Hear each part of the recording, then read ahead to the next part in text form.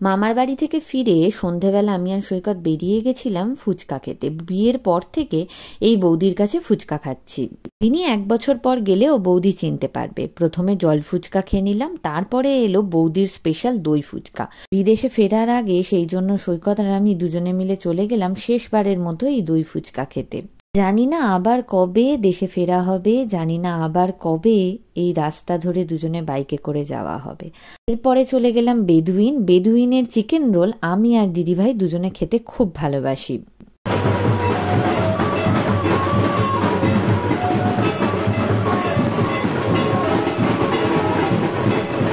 সত্যি পুজো শেষ, কোনো বছরই মাকে যেতে দিতে ইচ্ছে করে না, আর এবছর তো একদমই নয়। সময় তো কারোর জন্য থেমে থাকে না, তাই মন খারাপ না করে ছোটবেলার মতো দিদিভাই আর আমি দুজনে একসাথে চিকেন রোল খেয়ে প্যাকিং শুরু করলাম। এবার ফেরার পালা। চলো আবার দেখা হবে পরের